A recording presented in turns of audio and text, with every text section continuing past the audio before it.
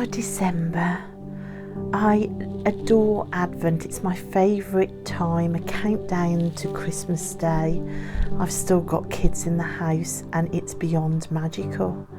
The trees go up, this tree in the corner full of memories of years gone by, a tree full of the children's own handmade decorations done over the years.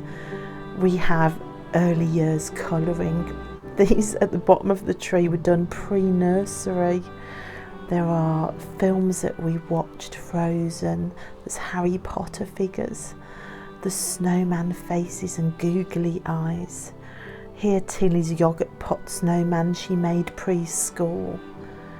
All wonderful, trees dripping in beauty, magic and memories. This, of course, the tree that stopped Little Hans destroying the main tree. However, over the years, I think this has become the main tree. We have Buddy the Elf back with all his friends and cards from chosen family.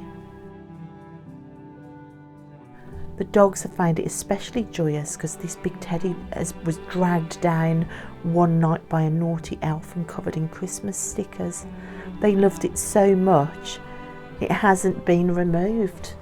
It's their teddy bear now, and they fight to get closest to it. So, Christmas time and Advent, huge part of December here in this house. There are Christmas Santa boxes out that Santa puts Advent presents in on the countdown. 2 trees, magic everywhere. I just have loved it every single year with the kids. I think Advent's such a great lesson in the idea that it's not the destination but the journey that's important. Christmas Day is over in such a flash and a whirlwind. The countdown to Christmas with naughty elves having snowball fights in the night is what makes it fun. Buddy was extra busy this year. He wrapped the children's bedroom doors one night, very naughty, but he also left us candy cane hunts around the house. He stole Christmas chocolates but left us with lollipops. He bought us gifts like these gingerbread houses. And he even bought Mum a box of candy floss to match her name. Now the gingerbread houses saw an epic gingerbread house decorating competition between the kids, which was really fun. Busby put Santa and a clock on the front of his house. Poppy lit hers up with stained glass windows, and Tilly just had joyous fun sticking everything on.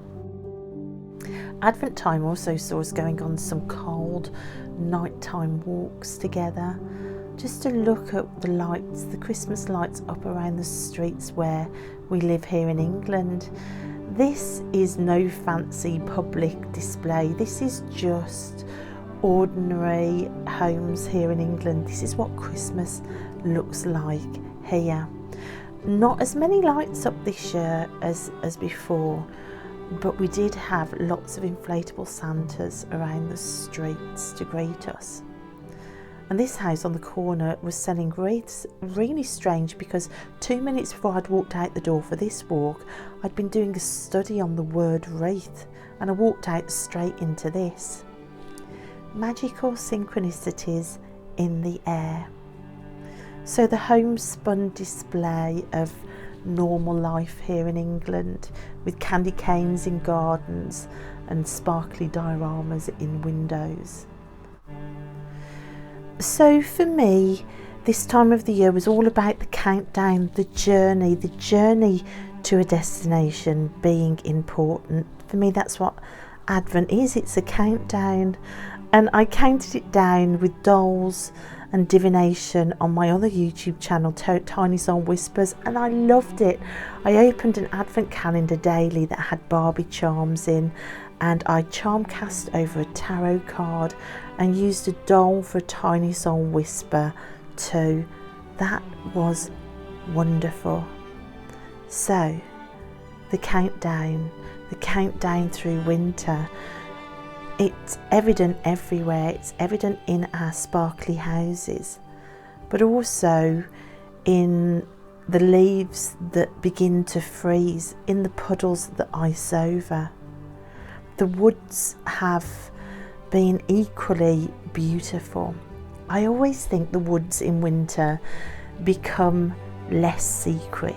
The leaves disappear, it's more open, but they also have a sort of witchy magic vibe as well. It's a completely different energy in the woods at this time of year. And here in England, we had some very cold, frosty days and smatterings of snow as well. And the woods were just stunning through December. Cold white blankets on the ground, but set against a golden sky, a sky of the morning sun coming in and kissing the tops of the trees. Gold against silver. It was just magical. It's like the woods have a final declaration in the year of, we are magic. We are your magic place. We are your safe space. Anybody who can walk through the woods at this time of year and not feel the magic in the air must have no soul. So I gave lots of thanks to the woods this year. They've been wonderful. So countdowns and a journey through December, waiting for a big day of Santa and presents. This was Christmas Eve. This was just before I was getting ready to go to bed with excited kids upstairs. And I just took a moment to wander around and just to give thanks for this lesson about the journey being where the magic is. I think we spent so much of our time and our life chasing goals. This time of year especially, we're thinking of goals. But I think enjoying the journey is so much more important. And as I say goodbye to Buddy the Elf and all of his friends, and even though we're at the point where the drink is out for Santa and presents are under the tree, it's the journey that I look back on with the most love and wonder in my heart. So a reminder to enjoy the journey no matter what destination and goal you're chasing for.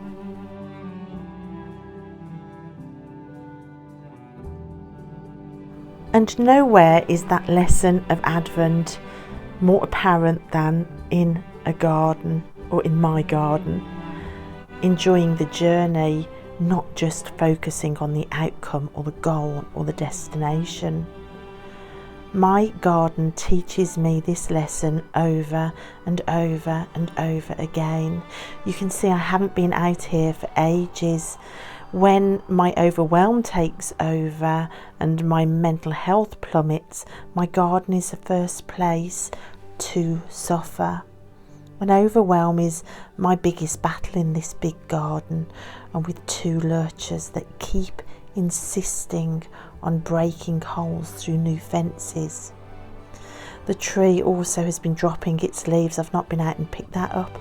And around the corner here, a fence panel is down yet again. There are always just too many jobs. The broken unicorn in the corner kind of sums up how my garden can make me feel. So in December, me and my gorgeous boy came out here and we jet washed and we cleaned and we picked up and we found pieces of wood with mushrooms growing. It was like a gift back to us for facing up to what seems like never ending and impossible jobs. We're still not finished out here, but Busby jet washed all the patio furniture. I cleared up and started jet washing the patio.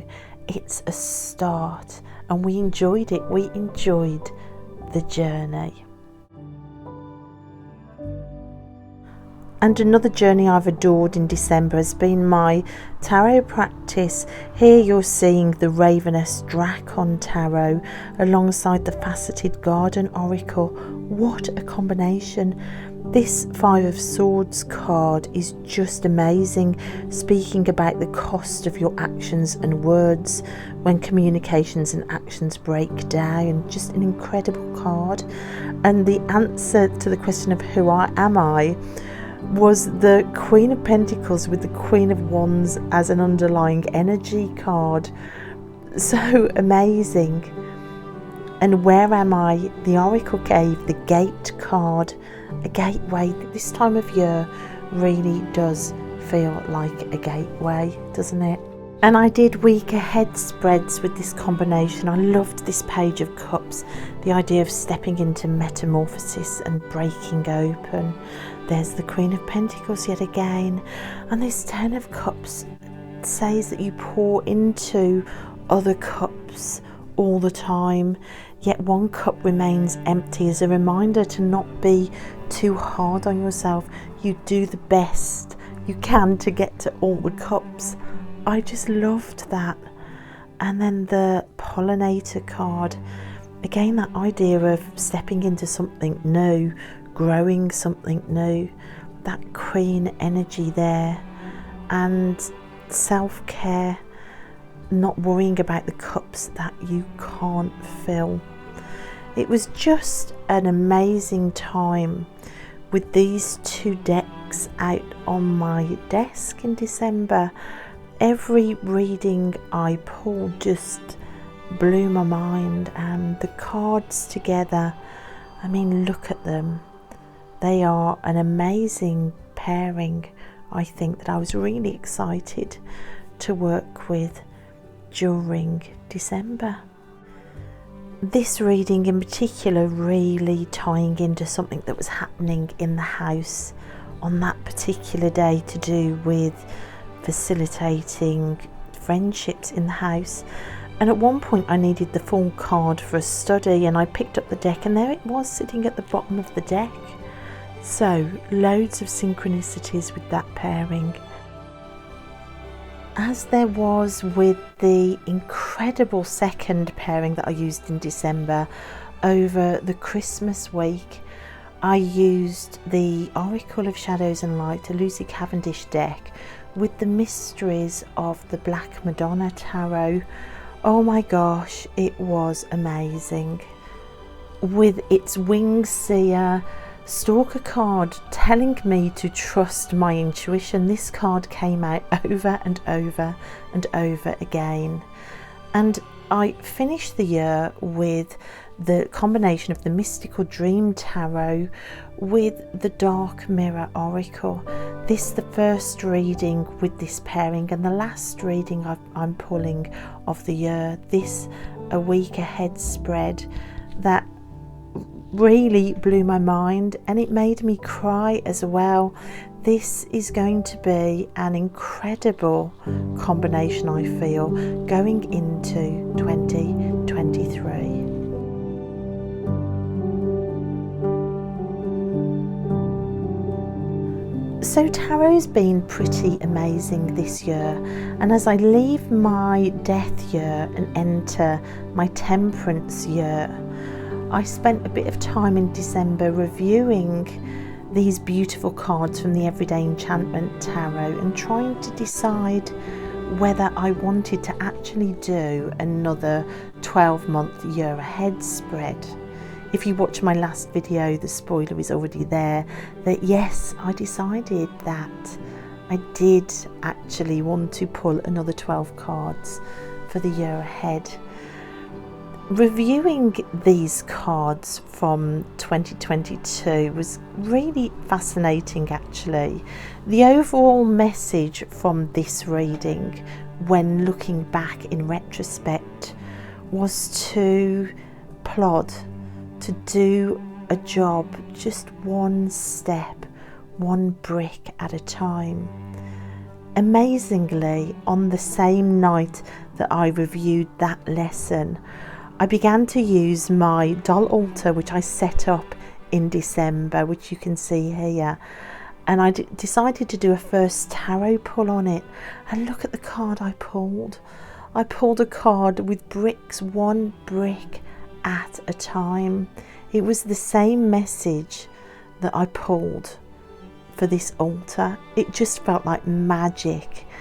And this card here, oh my gosh, this card was incredible. I decided to place it here, and it was right next to an owl, and there was an owl in the card, and look at the cheetah in the card looking across at the bed with the cheetah in. It blew my mind for a first tarot card reading on this altar, and using positions around the altar to decide on the card pull. It just seems so full of synchronicity and magic. So I was really happy because of all of this that I did decide to pull another 12-month card pull for 2023 using the Frida Kahlo deck. I'm going to have a year with Frida by my side with the Tarot Avatara, and it seems like there's a lot of feminine energy moving forward. So I really love this time of year in December, between Christmas and New Year, where you get to look back and review. This was the book where I had 22 goals for 22 in, and reviewing those I realised I'd hit about 8 of them, which was fine. It was a tricky year, so I was amazed I'd even hit 8, and I've decided to keep it simple again, to just use notebooks. This is my notebook that I've set up for my goals for this year coming, 23 of 23. I am just keeping it simple. Here are my tarot goals in here. If you have no direction, all paths are wrong.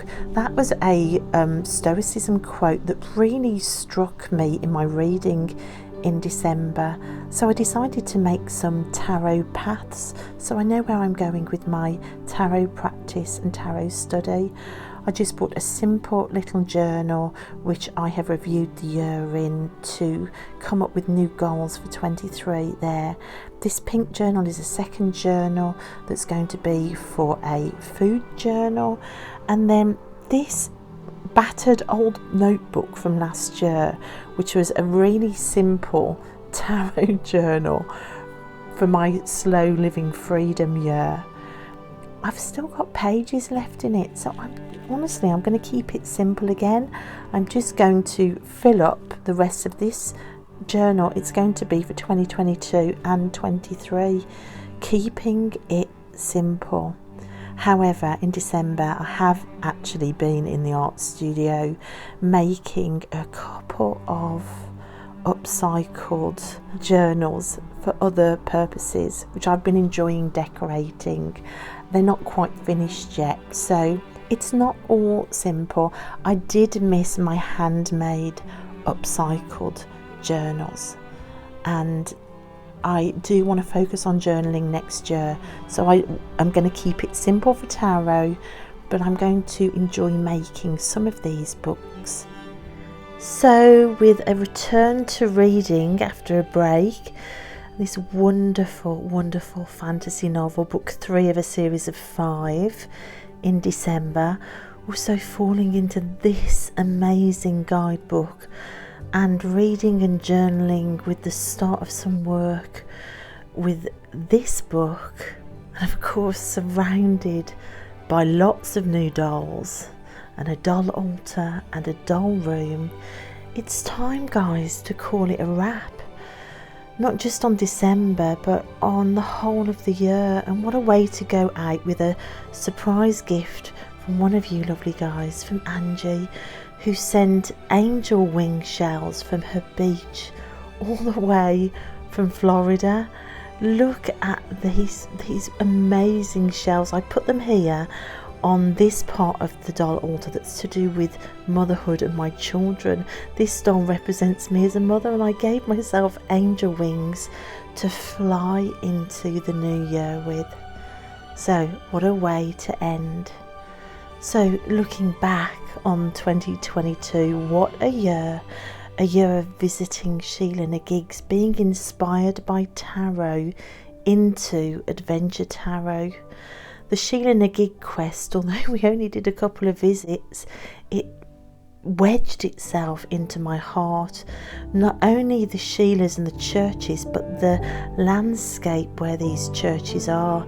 The medieval churches of the Sheila na gigs in Britain and Ireland are set in landscapes that seem to hold magic.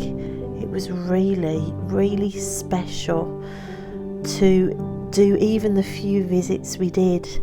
Plans for 2023 are more of these visits, more of this exploring.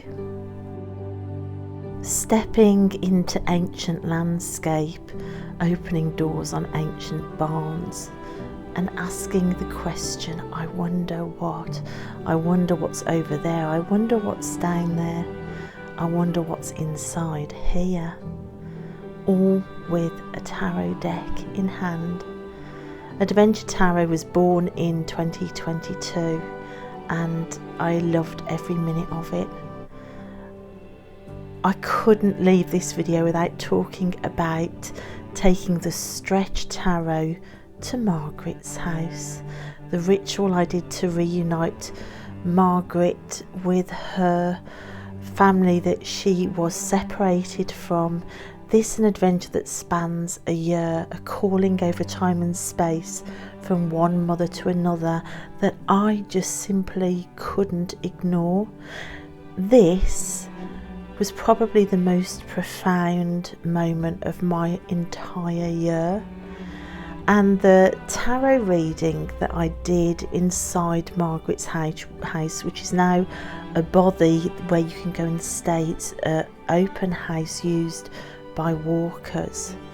But the tarot reading here was, oh my gosh, it was the most incredible reading I think I've ever done or ever will experience. It left me sobbing at this window, Margaret's bedroom window. And if anybody ever questions the magic of tarot, I think this reading would answer them, because I just can't forget it. I can't forget the atmosphere. I can't forget this ritual. I can't forget how intense and clear this reading was. And who could ever forget this card as the underlying energy? This, the biggest moment of 22. And this reading unsurpassed. So, from a year of slow living freedom and decluttering enough to let go of the tarot room altogether and get everything into one room for me, to give my kids a teenager's room downstairs.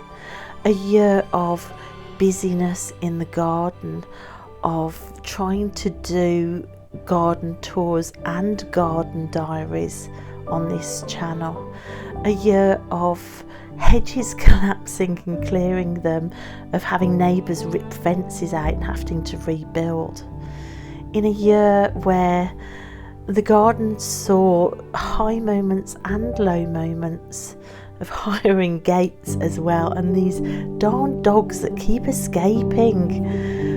It was a year of garden adventures for sure. I think one of the highlights of the garden year for me was putting the bunting out, and this lavatoria, oh my gosh, the roses as well, of course, all the pink and the colours and the flowers, but this lavatoria above everything else just filled my heart with so much joy. And of course my garden helper, the wondrous Tilly, my head gardener. It was also the year that I started building altars in the garden, which was one of my goals. This the start of an ancestor altar with my dad's bike wheel that he gave me when I was a teacher to weave in with the kids. It was the year that saw me painting fences and finishing fences around vegetable gardens to keep dogs out. I loved this fence painting right in the heat of summer. Oh, it was so hot this summer. It was also the year that saw me start reading poetry, Dylan Thomas, and this book about the house where he lived, the boathouse. There was something about this house and this location that I read about that also wedged itself into my heart. Hopefully I can visit that next year, perhaps. I saw these photos in a book that I got from the library. Joining the library in Aberystwyth was a big part of the year as well. And of course, Aberystwyth, my second home, finally, after lockdown and illnesses, getting back there this year to watch the dogs swim, to walk my favourite beach, to visit places like Nantios Mansion, where of course I walked the labyrinth and discovered it had been the home of possibly the Holy Grail. And then this ghostly experience whilst walking the labyrinth, being surrounded by footsteps, having invisible entities actually bumping into me, only feeling safe in the middle of the labyrinth, where again Adventure Tarot came out, a reading with the Barbara Walker Tarot.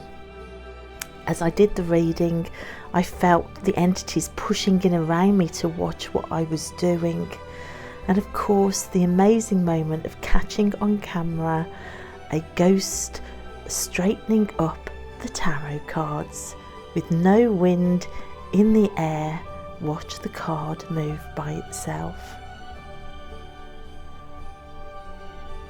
This is what happens when you walk a labyrinth next to a pet cemetery.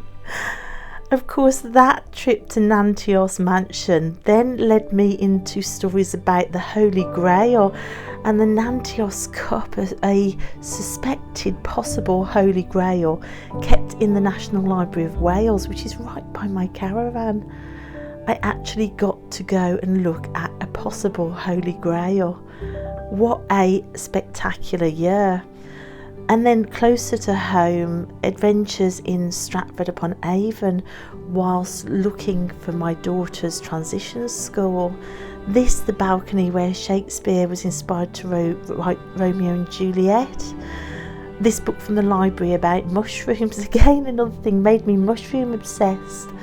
And the Hallow Quest, I can't not mention the Arthurian Tarot's Hallow Quest, which I spent a good part of the year taking part in. And water, wild swimming, paddling pools, the ocean, lake swimming, paddle boarding. It was a summer heat wave that was so hot it saw us racing for water at every turn. And it was just so lovely, therefore, to be back in Wales with the kids, where all of this was possible. Finding new places, finding the Forestry Commission walk where I did Adventure Tarot again, discovering that the Gill Tarot talks to nature and that fallen trees create mouths. It was a baptism in nature of a new way of using tarot, and I loved every single second of it. Where ferns meet moss and mushrooms grow, that's where you find magic. You find magic and new rivers and new walks and new places to stand in awe and wonder at how amazing this world is. It was a relief to be out doing more things as well, like outdoor cinema in the rain, watching Encanto. Another thing that I did that I loved every second of, and then following the quest for the Holy Grail led me to Strata, Florida, an old abbey just up the road from Aberystwyth. So it's been a magical quest and a wondrous year, really. It's been a year of sunrises and sunsets and beach walks, and I thought I would end this wrap up with the most spectacular sunset that I've ever walked in. It was just incredible and kind of sums up the magic of the places that I've visited this year. Thank you everybody for walking the year with me.